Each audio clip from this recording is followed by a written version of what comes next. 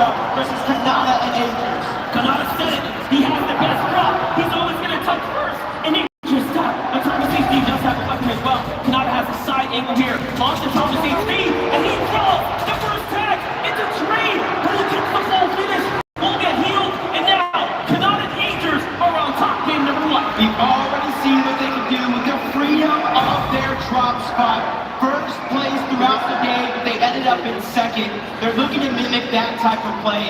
Cammy and Seti, even though they might have been contested to start day number 1, they were able to pull through. They pushed that team away, and now they have Playing Frenzy Fields as their own. What an incredible set of eliminations over at the racetrack. Look, Seti and Cammy had to as well. Who would have thought they would have been contested here on the drops to the Frenzy Field? It's not safe at all.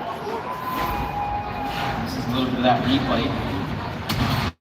Data sustained and a monster shot already coming out from Seti.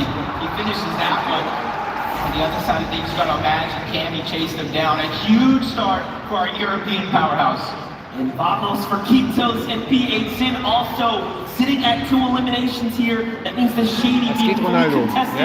They win their all-spawn fight. What a grand finals this is! Already multiple teams going head-to-head. It's Sphinx with the clutch up on Cammy and Carmi and Vonyak there. That is huge. Sphinx gets both of those eliminations. Even though Toyo did go down, he has a chance to bring it back. But in the mini-map, you already see 2 hungry teams looking at that direction. That's third-party opportunities. One of them is going to be Reef. The other one is going to be Rituals. All over the map, these teams are going to hear these fights, Monster, and they're going to try to third-party as fast as they can. They know Surge, it's hard to come by in lobbies just like this. This is the fastest we have seen 14 players go down of any game we've watched over this entire weekend. Who would have thought this would be the most explosive time? Let's go take a look at some eliminations here. P8sin took on Axe Force and Robot from down low. The ankles were so good, and this is how they converted. A little game of hide and seek with Roban. Axe Force trying to do the same thing, but he's just getting spotted out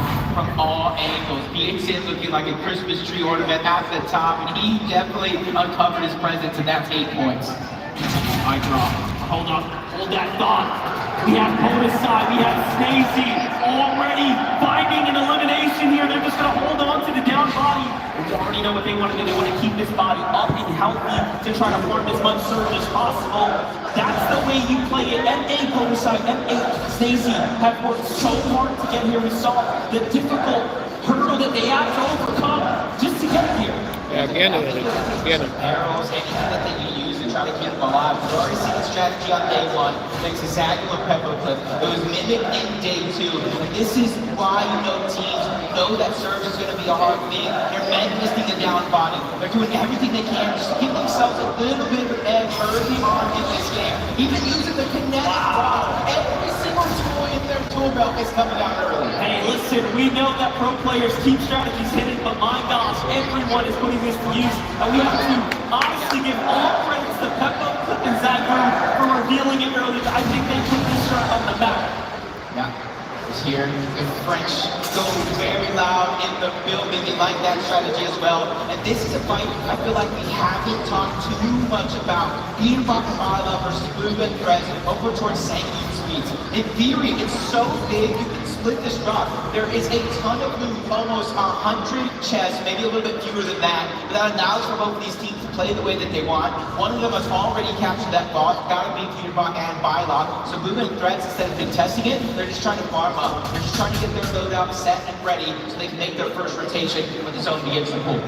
Yeah, Peterbot get used to load as well. So there is some history there as they're going head to head, but Kaizen, Clement right now looking pretty solid here, just trying to get their rotation out past the team right on their heels. Meanwhile, TD potentially up against Thoric out there in the feed. You get to jump on over to Sentin and Polarize versus the young hits here. Fnajin, Moneymaker's by himself. What can he do here? It's game 5, Moneymaker 9 were able to qualify for this stage itself. Sentin and Polarize did it by forcing their way through an already 1-knock 2v1 situation.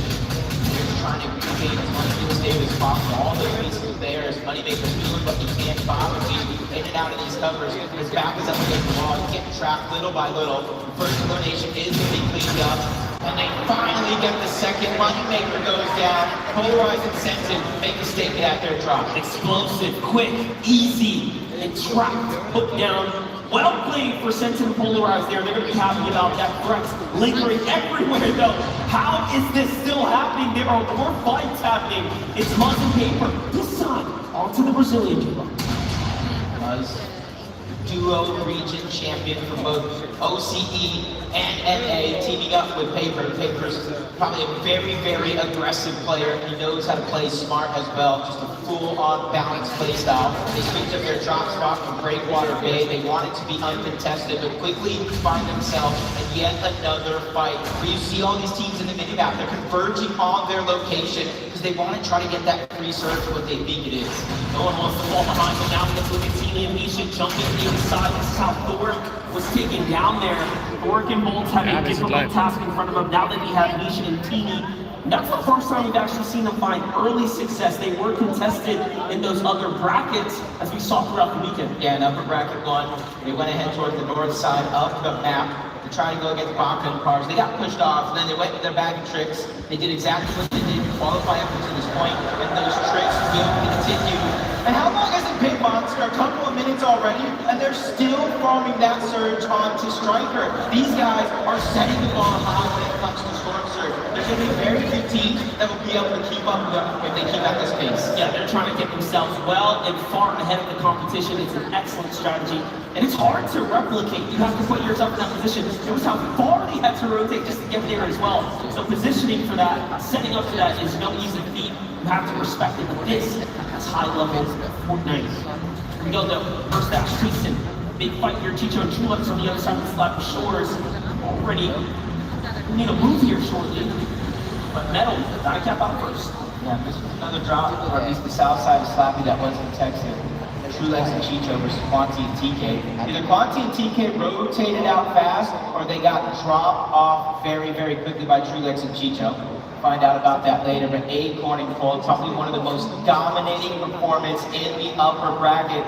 In the international stage, for all that matter, they're looking to try to continue that run, but right out of the gates, we knew they were contested by both Peak and Vico, and it looks like both of these teams might have decided to split the drop. It's only game 1 of 6, so that could change very, very quickly, but they're trying to feel this lobby out. It's a much different set of players than they faced in that upper bracket. Extremely proud of what Team Dignitas and Agent have been able to put together with their rosters. The performances are amazing, and again, grand finals, of course, is what matters most to see where everyone ends up. But Flixie, Crikey here, seem to be getting into a little bit of a hustle, a little bit of a fight here against our favorite Mr. Savage and Badil. Badil is one of the most dangerous when it comes down to toe-to-toe battles and defending in situations like this, but there's nothing you can do against two of the best. Flixie, Crikey, they close it out. Yeah, they've been battling it out almost all year long, from major qualifiers to major grand finals. Flixie, Crikey, you know what, I think they're a little underrated at this point. I think everybody qualified for this lobby is dangerous. They need to be able to come out on top in a lot of these exchanges, and you cannot overrate any of your opponents at any stage of this game. There's 2 reasons I wouldn't want to go toe-to-toe in an early box fight with anyone from the previous NA West. Now, of course, NA, but also EU players, and unfortunately, that's exactly who were the ones asking those questions. Pixie and Chicken, however, though, are going to fend off several pair of EU ones themselves. Is this match one of the grand finals? Things are already heating up. 81 players remaining in the lobby, and Pixie gets punished. That's a huge amount of damage. Both of them getting dropped down low. Luckily for them, they do have the Mendes at the very minimum, so they can get themselves up to tip-top shape.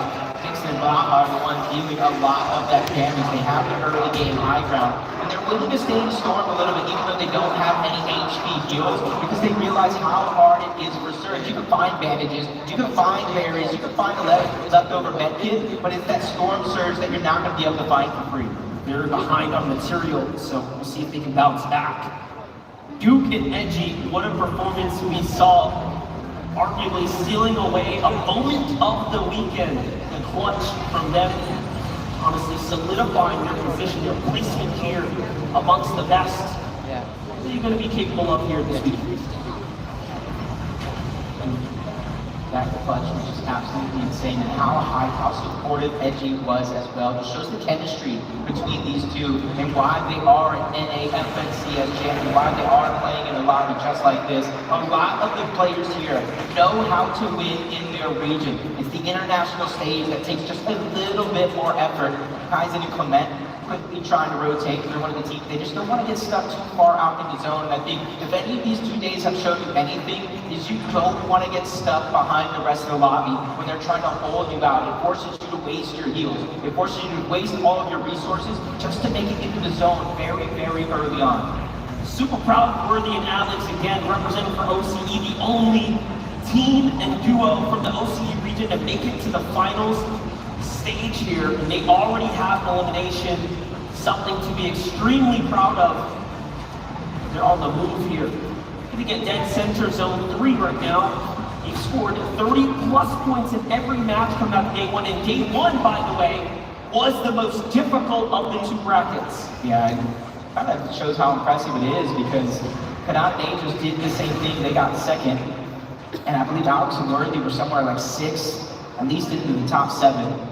Reason and Yanis here, over towards Breakwater Bay. They've been traveling a lot. What they're trying to do here is they're trying to go to the slow side of the zone where the least amount of players will be sitting, trying to hold them out. The only worry that I'm going to have for them is where they're going to get their surge from. Have they got enough with those 2 eliminations already? Because as we know, those off-spawn battles, they don't get very much storm surge compared to what you're going to get through the mid and that late game. Yeah, just picking up the steady hands augment here as well, just waiting to really decide what direction he's going to take his offense in. You have to also now look to study those decisions moving forwards, but we have AJS Moby, AJS Larpex, of course, joining up together here. The Rumble Ruins is their home at the moment, and they're just looking around for surge tags, nothing yet. NA options in the distance, EU options here on the mountain with Vast. What's it going to be? Here comes the Rift Island. This is going to get good. In day 1, we didn't see too many teams contested. In day 2, it was like a house party on top of Rift Island. Everybody wanted to join,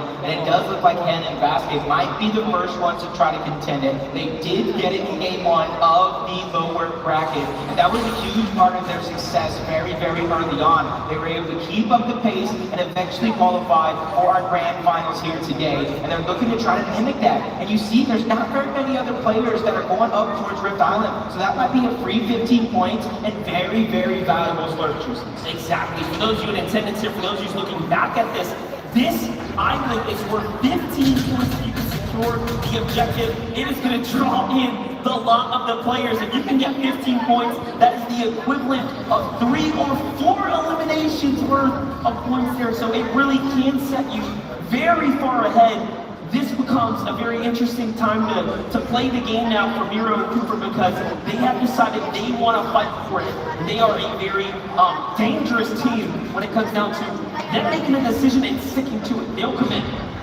That does look like though Vasquez and Hen were able to capture it. They were there first. If there's 2 people going ahead and capturing it, it goes much faster than if it's just a solo. So Cooper and Miro, they're ready for that extra prize, the alternative, the height, the elevation. That way they can get surged, but Peppo, Cliff, and Zaku in another fight get through, and then Shari over on the other side, just battling for those pieces, and Shari just sitting high up on that mountain. He's not really worried about his teammate. He trusts him to play safe, and that's a massive amount of trust in a lobby just like this. I can't believe it. I can't believe he didn't go down there to try to support. He says, hey man, you have this. Defense comes out of root, plays very well. Now they're about to surge as Shari is finding tags here in the process too. Meanwhile, Zaku Peppo, 475 damage above the surge. They are in an excellent position right now. They shouldn't have to move any much further. I did see Kanata go down. I saw Rishi go down. Ooh, here. That's the battle that they were having. You see Agers and Solo against TV over on the other side. Steno and Lucian might possibly be looking to take advantage of this opportunity. But that's 8-4 cold down their sights. They know 23 above the damage threshold. It's enough to not have to worry about Storm Surge actually doing damage, but it's not enough for comfortability. So they're on the hunt for even more, but they're just on the receiving end of so many other players trying to put their hand in the cookie jar.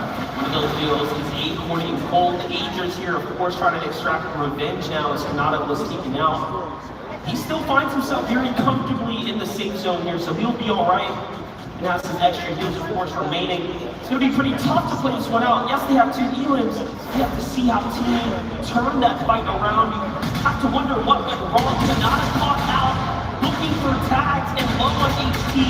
Team and Misha waste no time finding that one.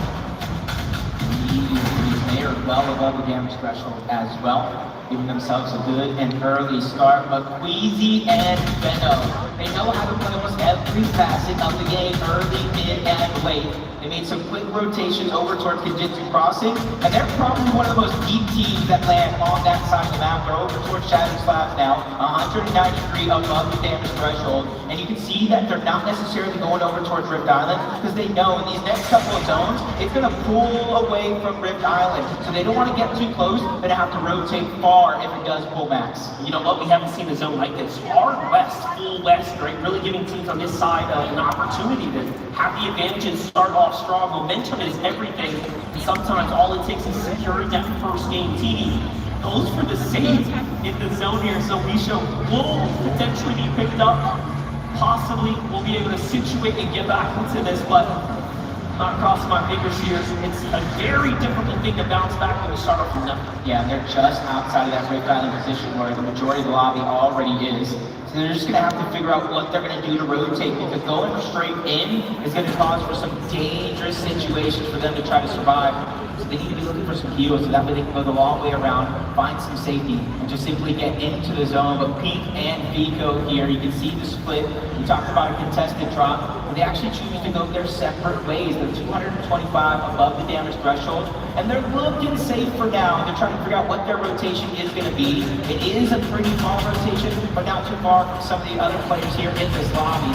First knock is going to get cleaned up. Steno's there by himself. You can see they're not getting greedy. They're not just trying to bulldoze for it and try to grab that loot. They're just saying, hey, let's just grab the surge. That is going to be enough. They get a press on momentarily. That was bold to try to make magic happen, but he goes out like a light. That's crazy. He tried to time that, and it just backfired completely as another team also started to look inwards. They pick up a set of eliminations there. What a huge point swing for Pink and Vico there. Meanwhile, in the feed, Peterbot down, moving down, Trulette. So many exchanges here to catch up on. And the landscape is changing right before our eyes. Even the feed, Steno as well. Lucy looked like they probably let down. That was 3 straight eliminations on that side of the map. Yeah. Threats being a solo though. I'm not really worried about Threats being a solo, because he clutched up big for the qualification spot. He got in second place. They had 9 eliminations as a duo. Now he has to do it with Surge just hovering over his shoulders. A lot of players on the move right now. Look at that right map. All of those arrows flying. Our teams trying to navigate their way to the new zone. You have to be very cautious. Take a look though. Rod starts going with the hero player. Finds Cole, but Acorn is there to back him up. But Rise slips out of there without getting taken down. So he finds Cole and gets right on out. I thought that was perfect timing. They wow. Trying to plan an escape. And they just bulldoze their way right in. You can see why, barely being 118 above the damage threshold. At that stage of the game, they were probably below. So they need to go ahead and pad that stat. Now they have Cammy and Seti in their lines of sights.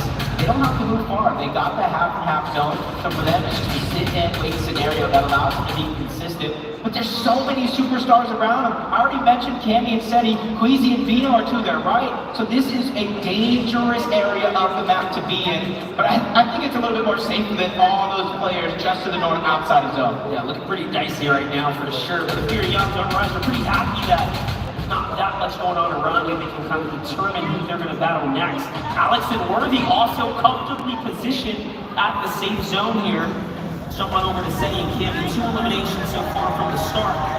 Nothing else since then, but we haven't solved problems this time around with the Surge, so they're in a very, very sweet spot here right now. Also, just nestled so nicely here. Look at look down on players trying to come out closer. So many big names are already out of this lobby. We haven't even been given placement points just yet, so there's still so much work to do.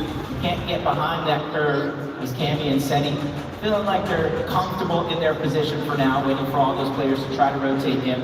And Kid Papa and Shalom look like they might get a sneak attack on the Kodasai and Snazy. They just need to be patient here. They go for the 3-2-1 onto the cover. Those shots actually go through to Kodasai. That gives them information of where they're located at. So they're going to about face and go a little bit of a different direction now. Like Rapid lost his teammate at Mbuga as he's not nearby. The hands of Shari not too long ago. Here's Papa. Here's Shalom though. Still looking around, playing the bush very nicely done. Everyone else is nestling pretty far off, so we get to jump in with Vino and PCC. How they are doing a little update, a single elimination. So not really turning online too far yet. As far as the overall heal situation, I'd say they're middling in the pack. Material count wise, is it enough for them to play for high ground? I think yes, and they're probably thinking we should go for it. Yeah, they're probably just gathering all the information around the map for now. Figure out what's the best position, who's already on high, how do we chop them down and make it our own. We've seen that happen to start our tournament on Friday. They grabbed high ground, they looked down and never looked back as they took the game. They actually qualified off that game 93 points when 91 was the threshold. They kept playing out because it's all about bragging rights, proving that they are the best, just like Yamso and Rise. They quickly move to the front side of the zone, so that way when it does begin to move, they secure their spot and they look back and try to hold anybody out and get eliminations. Well, they're here early, and now they can start to determine what they're going to do. Everyone's on the move here once again. Rocket Rams coming into full effect. Meanwhile, on high ground, Cammy, Seti, trying to be the first to set up. The base is wide, the base is strong. They get the first dibs already. Their other team's cranking up now. They don't want to just give them all this elevation for free. And the fact that they're committing with metal does mean they will have a problem. Meanwhile, Acorn does fall. So Acorn and Cold now taken out of this game. Chicho left by himself to play this one out as a solo as well. Those were his last remaining builds. Trying to do it by himself. He's trying to play patiently, waiting for anybody to run past him, not knowing he's there. Trying to hit a little bit of a peek move. And that's going to be a massive refresh because not only is it hoping against the Siphon Mad, to get the Siphon itself, to get his heals up, and that's going to be big. Duke by himself go on the other side, which honestly, I don't have too much of a word. We saw a 1v2 clutch from Duke yesterday. We know anything is possible here this weekend. And now placement points are finally beginning to set in. It is very few for now, but there's still more to come if you can survive. That was an excellent time to update the standings, updating in real time right now. So from here on out, as teams fall, placement points will be reported. It is really about surviving this gauntlet of action to come right now. The Surge is equally active. Worthy is going to find Sola and Shari. Big pickup for him. And Blitzy and Griping leading here with 5 eliminations now. Runs up the zone, team gets right in front of him and tries to see for the box up a nose. More important to stay safe right now. Look at the rotates here. You'll love to see it. Excellently done. Blitzy and Griping are really playing well right now. Yeah, sacrificing some HP. That way they can go to the front side. The high ground battle's going to begin. Cammy and Seti, Vino and Queasy with the bounce pad. The fadeaway shot unsuccessful for Queasy and Vino. So the kings of the FNCS Invitational are still on the high ground for now. As Cammy's looking to come crashing down. He's looking a little bit of power so he doesn't go too far. All the battles being forced lower and lower down in the mud. Duke trying to fight with his back up against the wall by himself. Multiple duos beginning to surround and hound him. Top 17 though, all these points as a solo are massive for their run here in this competition. This is a battle for ego, undoubtedly. Duke looking to see what he can set up, turns around, breaks everyone off. Down goes Cammy. Down comes Cammy, and then he's at the target of Duke. It's the destruction here in the lobby by himself with the knock. What a beautifully timed landing spot for the Cooper. Hot on his heels here next door. They know he's here. Hero comes in there trying to hunt him out, but he's off to the races. Finds Dixie. Big tag. No, Duke wants to finish this one. Can he get it? In he goes. So we're going to take a single tag. He's under the ramp. Goes for it. He gets it there. Nicely done. Takes out Cammy, takes out the next one as well. Eliminations keeps on climbing before he finally falls. Into the top 10 we go with Flixie also a solo in this game. There's 4 total solos still left alive. No build. He's trying to make a play, but from the outside of the zone he goes down. It's Mappy, it's eye drop on high ground. Take a look, 3 is still alive, 7 is still alive. Playing the backside zone, excellently done here, but the high ground comes that a little earlier. He had a true chance. Said he brings him down, and now he is the one on top. Can he touch himself by himself against all odds? He thought it was over, but Reek has done the hurt for everyone in the lobby. He goes down into the top 4 we go. The only solo left alive, like you saw moments ago, it is going to be Seti. Cooper and Miro almost won a game yesterday. It was stolen away by both Price and Chubb. Now they're going for some toe tags on Akoyo and Speaks. NA counterparts going at it. I drop on the other side. He gets taken down by the NA duo. Huge shot by Miro. Trying to go back to back with it ball down the mountain. That's going to allow for Akoyo to survive momentarily. But Cooper hot on the chase. He sacrificed himself up the elevation.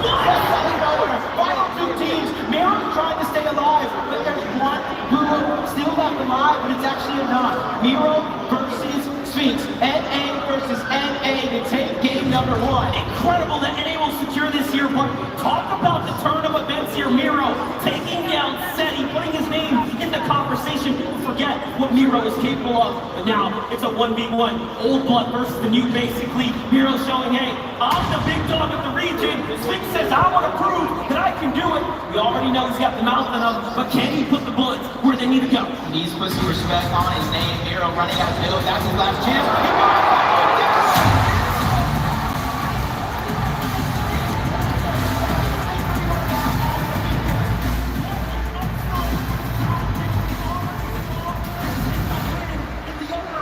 Even bring them this far into the stage, and now they are proving that they can do it on the biggest stage against the best.